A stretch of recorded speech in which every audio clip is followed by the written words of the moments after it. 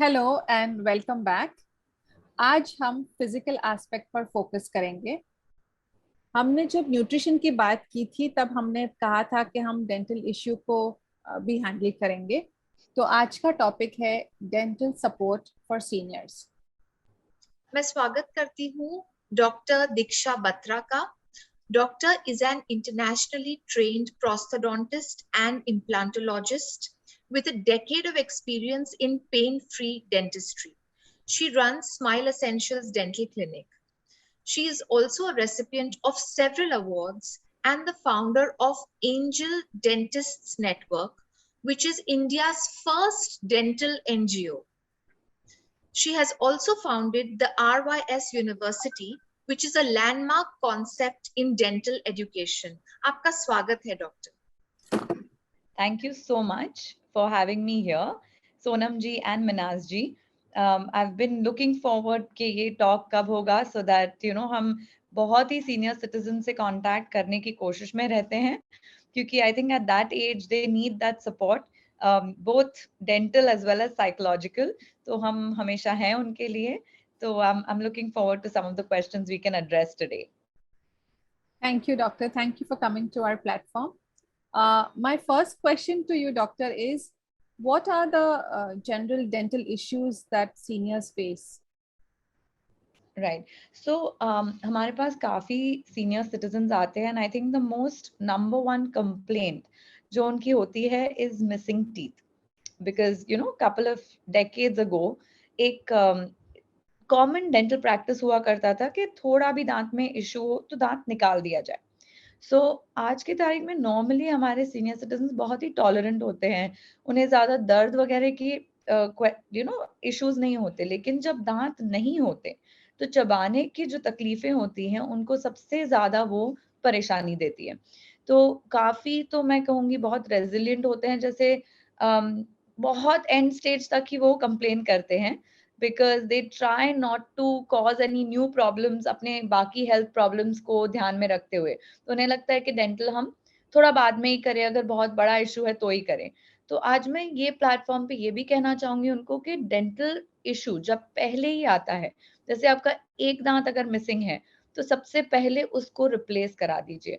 और अगर दांत में थोड़ी सी सड़न हो या थोड़ा पेन सेंसिटिविटी शुरू हो, वही स्टेज पे अगर आप उसे पकड़ लें तो बहुत ही अच्छे से, बहुत ही शॉर्टकट में आपका इलाज हो सकता है.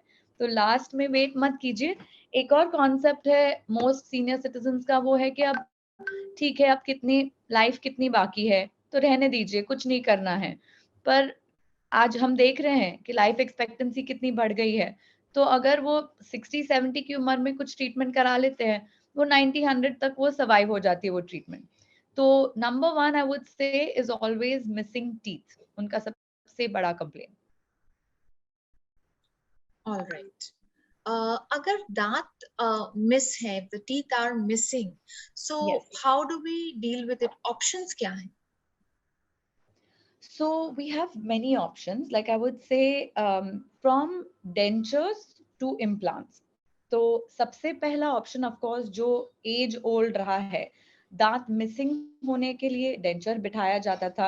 अब ये डेंचर मे बी एक दांत, दो दांत, 10 दांत का हो सकता है, उसे हम कहते हैं पार्शियल डेंचर, या वो कंप्लीट डेंचर हो सकता है. इसका मतलब ये है कि ऊपर और नीचे के सारे दांत अगर ना हो तो हम कंप्लीट डेंचर भी देते हैं. आई थिंक सभी ने ये डेंचर कैसा दिखता है वो देखा होगा. उसमें हम एक प्लास्टिक चीज पे दांत अटैच करते हैं और वो आपको मुंह में पहनना होता है, राइट. तो ये एक डेंचर का ऑप्शन हो गया, पर ये रिमूवेबल ऑप्शन है. आज के एडवांसेस से, टेक्नोलॉजी से हमारे पास डेंचर से आगे कई कई ऑप्शंस आ गए हैं जो मैं रेगुलरली रेकमेंड करती हूँ. सबसे पहला है कैप्स लगाना या ब्रिजेस लगाना. अब इसका मतलब क्या है कि हमारे एग्जिस्टिंग दांतों पे उनका सपोर्ट लेकर हम दूसरे दांत बिठाएं. तो डेंचर में हमारा मेन सपोर्ट गम से आता है, बोन से आता है. यहाँ पर हमारा मेन सपोर्ट आता है हमारे आजू बाजू के दांतों पे. भले वो दांत जरा से वीक हो या कॉम्प्रोमाइज्ड हो, नो प्रॉब्लम, पर एक दूसरे का सपोर्ट करके, जैसे मुट्ठी स्ट्रांग हो जाती है, 5 उंगलियां एक काम करते हैं लेकिन मुट्ठी एक स्ट्रांग होती है, तो उसी तरह अगर ब्रिज का कॉन्सेप्ट लिया जाए तो काफी दांतों को कनेक्ट करके हम वो दांतों को स्ट्रॉन्ग कर देते हैं, और इसी तरह हम मिसिंग दांत रिप्लेस कर देते हैं। अब इसमें ये अंतर है कि ये दांत ऊपर गम्स के ऊपर और दांतों के ऊपर सपोर्ट लेके खड़े हैं, तो they are not going within the bone.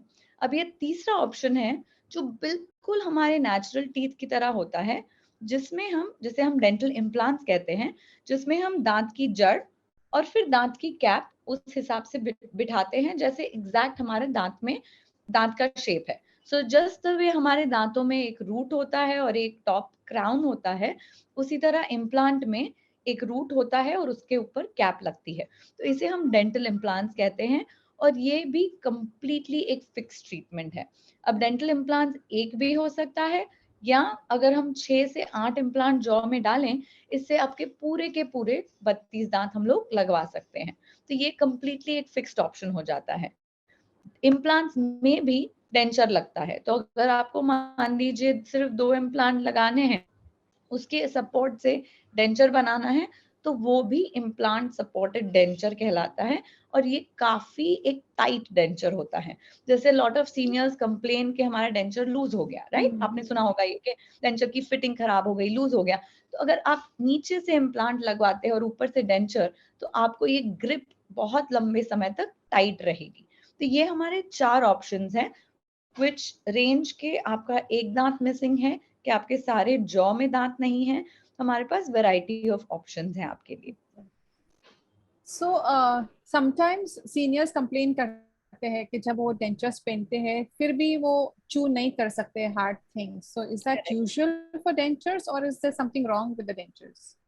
So it could be one of both, मतलब ऐसा भी हो सकता है कि आपके डेंचर्स की फिटिंग सही नहीं है या आपको कुछ उसमें करेक्शंस करवाने हैं। तो अगर ये चूइंग का प्रॉब्लम प्रोलॉन्ग्ड है, तो वो डेंचर्स को करेक्ट करना जरूरी है। लेकिन मैं आपको एक सिंपल डेंचर प्रोसेस का एक आउटलाइन या ओवरव्यू दे देती हूँ। एक डेंचर जब हम पहली बार लगाते हैं, it is a external device, मतलब आपके मसूड़ों के ऊपर वो जाके बैठता है।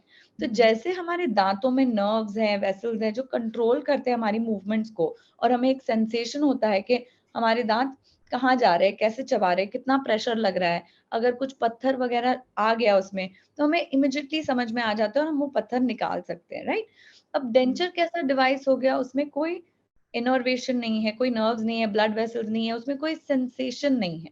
एक ऊपर से एक डिवाइस आ गया जिसने हमारे जॉ को मास्क कर लिया है, और एक प्रोस्थेसिस, एक बाहरी चीज होके वो हमको चबाने में यूज टू करता है। तो एक प्रोसेस होती है to get use to your dentures, because हमारे जो मसूड़े हैं प्लस हमारा मुंह का जो मस्कुलेचर है, वो डेंचर को ग्रिप करता है। इससे एक ट्रेनिंग प्रोसेस होती है, जैसे फिजियोथेरेपी होती है, कि ये डेंचर हमारे मुंह में रहे और वो अच्छे से हमें यूज करना आए, उस पर हम कंट्रोल या काबू पा सके। तो नॉर्मली जब हम डेंचर का एंटायर ट्रीटमेंट करते हैं, वो सिर्फ दांत बनाने का काम नहीं है, आपको ये भी सिखाना है कि ये डेंचर आपके लिए फंक्शनिंग डेंचर कैसे होगा, मतलब आप इसको यूज कैसे कर पाओगे। वो एक ट्रेनिंग प्रोसेस है। हम ऐसा नहीं है कि हम डेंचर आपको दे दिया मुंह में और आप कल से परफेक्टली चबा सकेंगे। एक डिवाइस है, उसको आप यूज करना सीखेंगे तब जाके आपसे वो सारी चीजें चबाई जाएंगी। तो हम वो training process around 1 week long करते हैं, जिससे हम धीरे धीरे उनको पहले सिर्फ बात करना सिखाते हैं डेंचर से। पहले दिन पे हमको चू भी नहीं करना, सिर्फ पहन के रखना है, उससे माउथ में सलाइवा आएगा, अलग अलग चीजें होंगी, अपना बॉडी उसको एक्सेप्ट करेगी, वो एक फॉरेन ऑब्जेक्ट है। तो उसके बाद हम स्पीच थेरेपी करते हैं, उनको सिखाते हैं बात कैसे करना है। उसके बाद सॉफ्ट खाना खाने से धीरे धीरे ग्रेजुअली खाने की इंटेंसिटी हम इंक्रीज करके फाइनली हम एक स्टेज पे ले जाते हैं जब पेशेंट सारी चीजें चू कर सकते हैं वो डेंचर के साथ, राइट? तो अगर कोई कहता है कि हम चू नहीं कर सकते, तो मतलब एक वो उनकी ट्रेनिंग पीरियड नहीं हुई है, या वो पहले ही वो हौसला लूज कर चुके हैं कि अरे बाप रे, ये नया चीज हमने मुंह में डाल दिया, अब इससे चू नहीं हो रहा, मतलब वो चीज मेरे लिए ठीक नहीं है। पर हमें फर्स्ट सेशन से उनको समझाना है कि एक प्रोसेस है। उनके एक्सपेक्टेशन अगर हम क्लियर रखेंगे, तो वो सीनियर पर्सन भी अंडरस्टैंड करेंगे कि ये फर्स्ट डे पे नहीं फिट होने वाला है या नहीं परफेक्ट होने वाला। हमको 1 by 1 उसको ट्रेनिंग करके typically 7 days to maximum 1 month के अंदर ये पूरी हमारी बॉडी एक्सेप्ट कर लेती है और हमारा माइंड भी उसे एक्सेप्ट कर लेता है, राइट? और इसके बाद भी अगर चूइंग में प्रॉब्लम हो, या समझो डेंचर के बनाने के 2-3 साल बाद आपको सडनली चूइंग में प्रॉब्लम हो, तो डेफिनेटली वो डेंचर फिटिंग का इशू है, right? Understood. Doctor, you spoke about dental implants. काफी सीनियर्स को डेंटल इम्प्लांट्स करने में थोड़ी झिझक होती है, तो क्या ये सेफ है या इसका ट्रूथ क्या है? राइट तो एक चीज है कि हमारे सोसाइटी में, specially in India, dental implants have been there for more than 30 years, so maybe even longer in the world, but readily available in society last 30 to 40 years easily. Now एक चीज है कि डॉक्टर्स के पास एक treatment पहुंचती है, पर grass root level तक पहुंचने तक, जब तक उसका, जैसे कहते हैं, उसकी पब्लिसिटी पॉजिटिव हो, उसके लिए बहुत ही बड़ी प्रोसेस और टाइम लगता है। अब इस बीच में अगर 1 या 2 भी फेलियर्स हो जाते हैं, तो बहुत सारी अफवाहें फैल जाती है कि अरे ये ट्रीटमेंट में ऐसा होता है या वैसा होता है। तो जब हम पेशेंट्स को मिलते हैं, हमें ये बहुत दिखता है कि लोगों को ऑलरेडी एक प्री कंसीव्ड आइडिया है इम्प्लांट्स के बारे में, क्योंकि वो ऑलरेडी अगर एक बार भी किसी का एक्सपीरियंस नेगेटिव रहा है तो सारे लोग उसी स्टोरी को रिपीट करते हैं। But when in fact the reality is कि ना ही एक नई ट्रीटमेंट है, बहुत ही सालों से चल रही है ये ट्रीटमेंट, सेकेंडली ना ही ये एक पेनफुल ट्रीटमेंट है।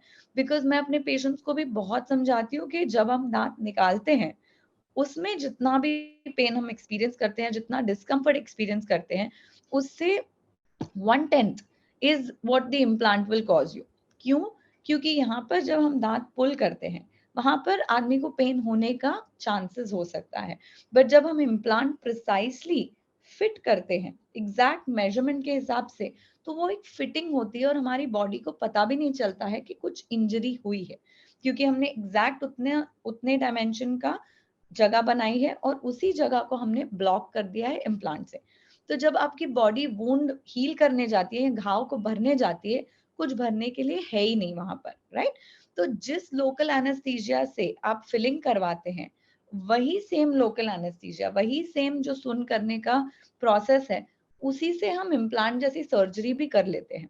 तो ये एकदम जैसे कहते हैं मिनिमली इन्वेसिव सर्जरी है, जिसमें हम ज्यादा कुछ ना ब्लीडिंग एक्सपेक्ट करते हैं, ना उसके बाद ज्यादा पेन एक्सपेक्ट करते हैं।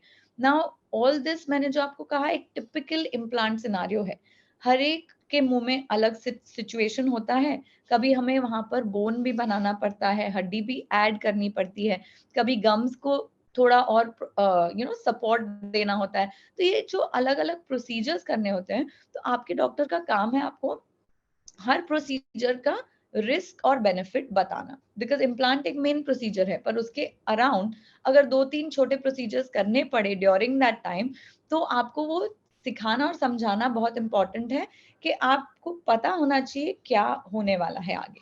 देख, whenever we are prepared for something, mentally prepared, and the same thing happens, then things are smooth. Friction कब होता है? जब हमको एक आइडिया दी जाती है और फिर होता कुछ और है। तो इसीलिए जो साइकोलॉजिकल पार्ट होता है, वो हम बहुत ही स्ट्रेस करते हैं कि वो मैनेज करना इम्पोर्टेंट है। हम पेशेंट को ये नहीं कह सकते कि अच्छा ये छोटा सा प्रोसेस है।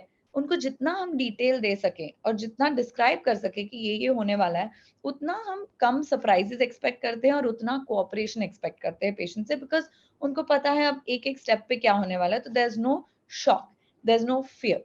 सो truth of dental implants is that अगर आपके लिए वो अच्छा ट्रीटमेंट है, वो आपके डॉक्टर को पहले सिलेक्ट करना है। हर एक पर्सन के लिए डेंटल इम्प्लांट्स परफेक्ट नहीं है, हर एक पर्सन के लिए डेंचर भी परफेक्ट नहीं है और हर एक के लिए ब्रिज भी नहीं है। तो customised solution for a person, if dental implants का वो कैंडिडेट है, तो वो करना चाहिए।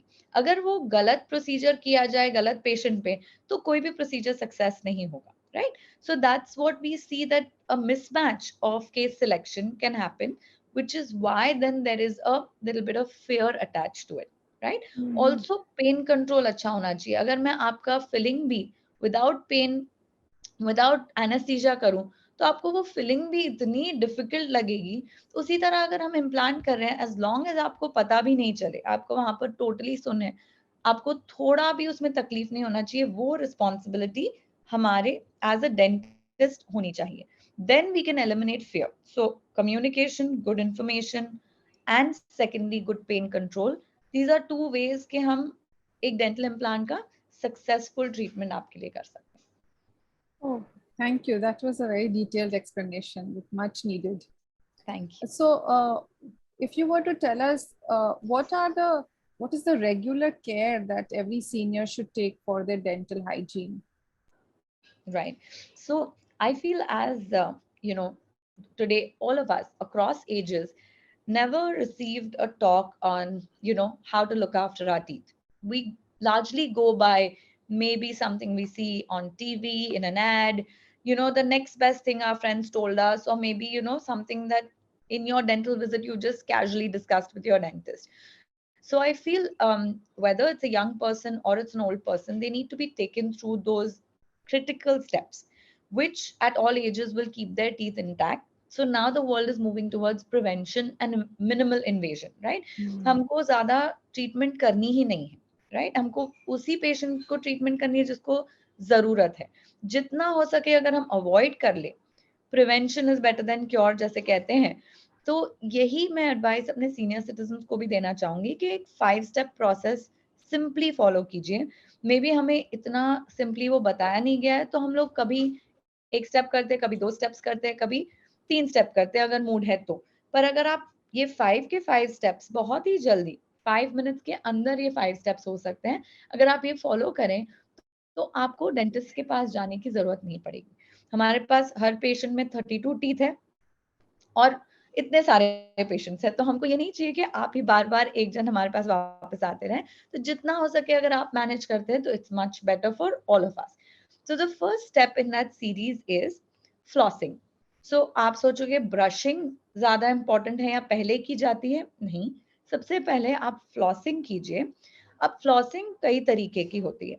आप अगर सोचेंगे वो थ्रेड हम कैसे यूज करें, तो आज की डेट में फ्लॉस स्टिक्स भी मिलते हैं जिसमें वो ऑलरेडी एक टूथपिक जैसा डिवाइस होता है जिसमें फ्लॉस लगी हुई होती है. हमको सिर्फ बहुत इजीली अपने एक एक दांत के बीच में जाके उसको रिंस करके सारे दांतों के बीच में जो परत है वो लूज करनी होती है. जैसे ही वो पार्टिकल्स लूज हो जाते हैं हम उन्हें ब्रश कर देते हैं. तो अपना सेकेंड स्टेप हो जाता है ब्रशिंग. एक बार आपने ब्रशिंग कर लिया with a toothpaste and brush off your choice. अब इसमें सिर्फ 2 चीजें याद रखनी है कि ब्रश सॉफ्ट ब्रिसल्स वाला हो. One of the biggest myths that I see हमारे सीनियर सिटीजन में कि मीडियम या हार्ड ब्रिसल्स, कि जितना अच्छे से ब्रश करेंगे उतना ही अच्छा हमारे लिए दांत साफ रहेंगे. बट ये एक एज ओल्ड कॉन्सेप्ट है जो हमें निकालना है. As a new age new generation हमें ये याद रखना है कि एक्स्ट्रा सॉफ्ट या सॉफ्ट ब्रिसल्स दांतों को एकदम कांच की तरह साफ करना है, नॉट रगड़ रगड़ के घिस घिस के. ये कॉन्सेप्ट हमें अभी नया करना है, राइट, इनोवेट करना है.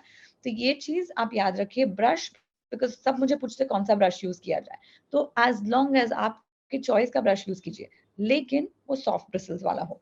और अगर आप यूज टू हो सकते हैं तो nothing like a battery operated brush. If you can actually get use to it, I understand इतने सालों बाद 50-60 सालों के बाद एक ब्रश यूज करने के बाद आपको सडनली मैं कहूँ आप चेंज कीजिए, बैटरी ऑपरेटेड यूज कीजिए, तो अपना कंफर्ट लेवल देखिए. अगर आपको उसमें मजा नहीं आता है तो यूज अ मैनुअल ब्रश, लेकिन दोनों ही के ब्रिसल्स सॉफ्ट होने चाहिए. और फिर सेकंड चीज है टूथपेस्ट. एज लॉन्ग एज आपकी टूथपेस्ट में जेल और पेस्ट दोनों हैं, आपके लिए वो टूथपेस्ट अच्छा है.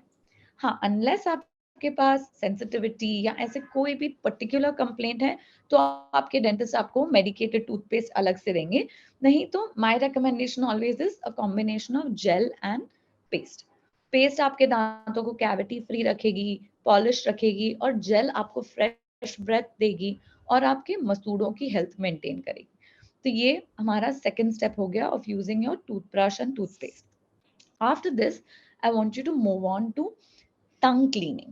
This is another very, very important thing that we need to ensure we do. Tongue cleaning, use a metal tongue scraper or use even the back of the brush. वो भी no problems at all, right? And the last step that I want you to use is basically a mouthwash. तो mouthwash जिसमें alcohol नहीं है वो use करना चाहिए, जिससे आपके माउथ में बर्निंग सेंसेशन ना हो. Something very light and easy, जैसे आपको सिर्फ फ्रेश ब्रेथ मिले, पर ऐसे नहीं लगे कि हम एक टॉयलेट क्लीनर यूज कर रहे हैं माउथ में. इतना भी स्ट्रॉन्ग नहीं होना चाहिए वो. तो इससे क्या होता है, सीनियर सिटीजन्स को काफी हद तक दूसरे मेडिसिन भी लेते हैं वो, और टिश्यूज उनके थोड़े सेंसिटिव होते हैं, मतलब डेलिकेट होते हैं.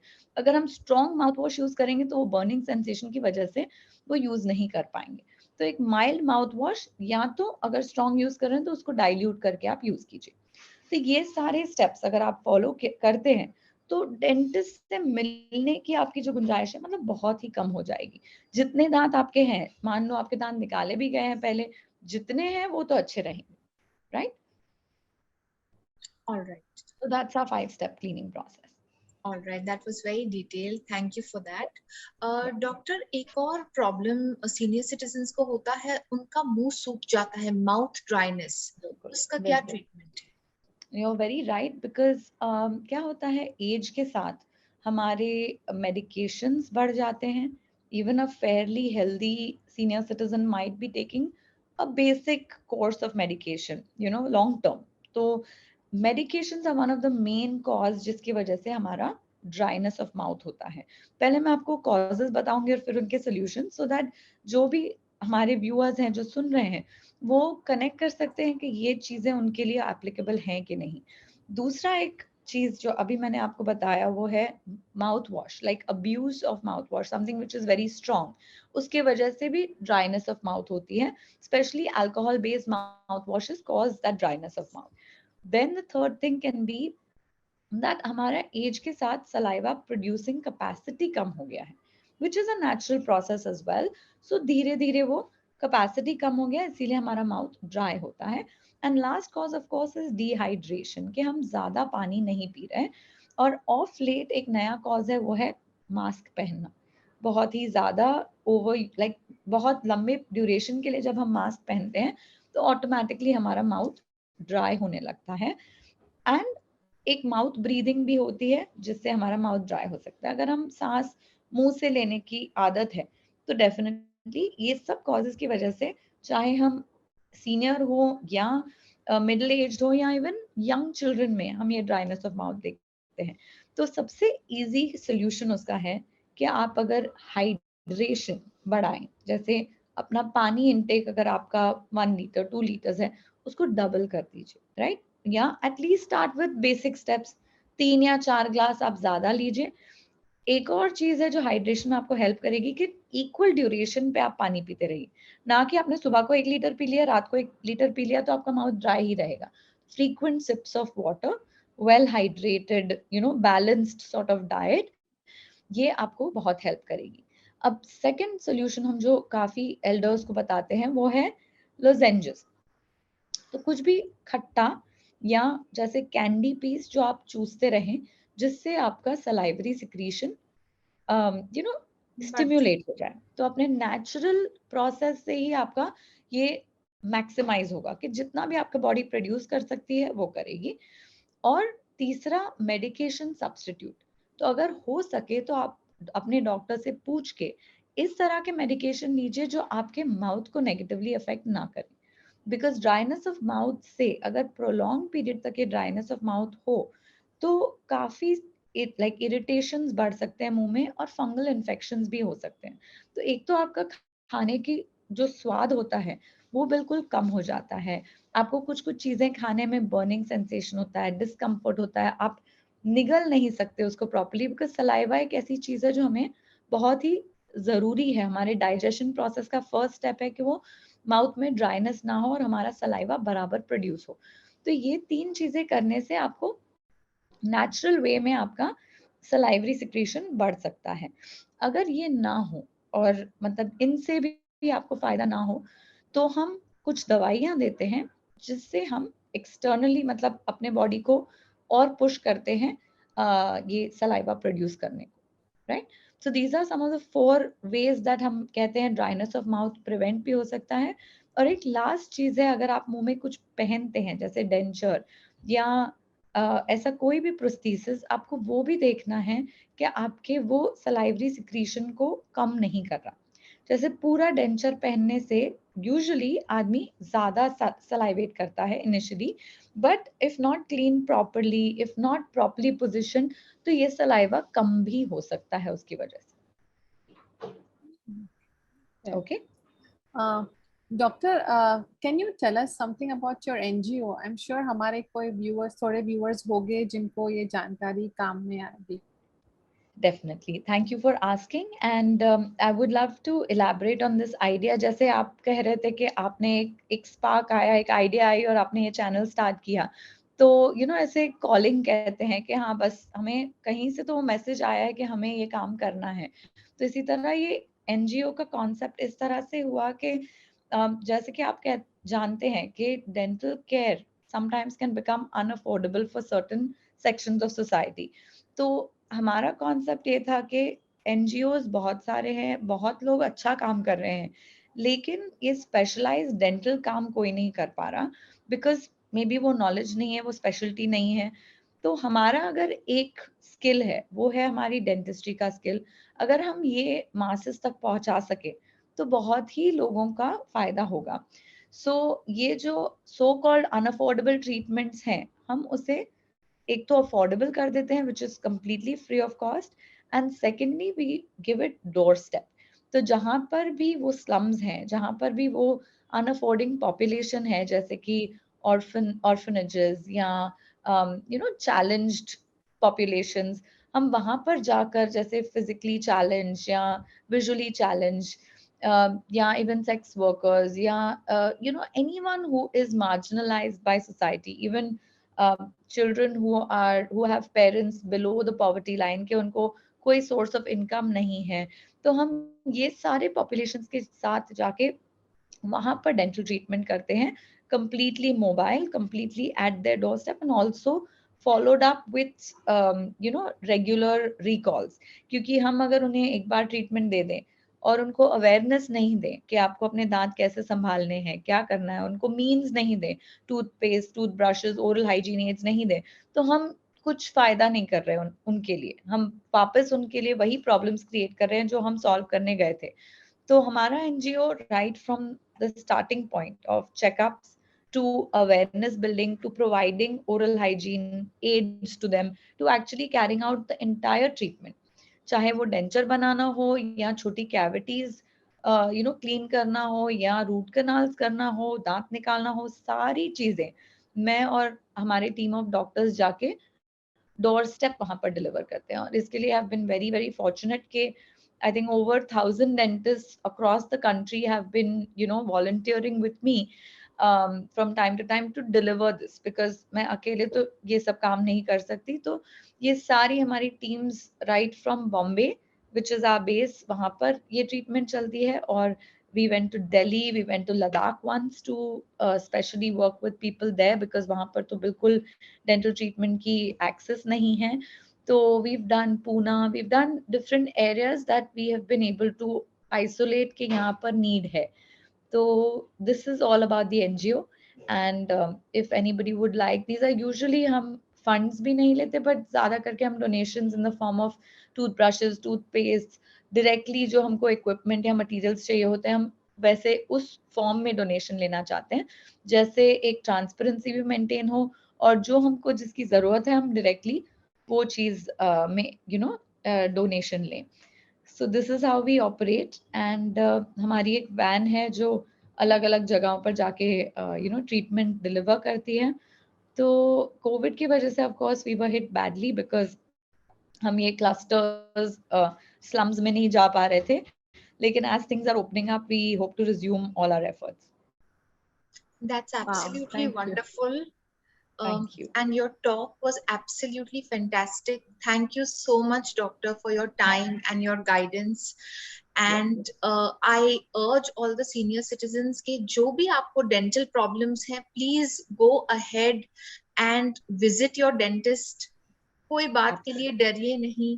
Please take care of your teeth, because they will take care of several other things. Okay, so please don't hesitate. Thank you so much once again, Doctor, for your time, your guidance, and cheers to wellness. Cheers to wellness. Absolutely. Cheers. Cheers to all of you ladies doing a brilliant job, and lots of encouragement and power to all the senior citizens out there. You all have to keep smiling always. Thank you so much. Thank you.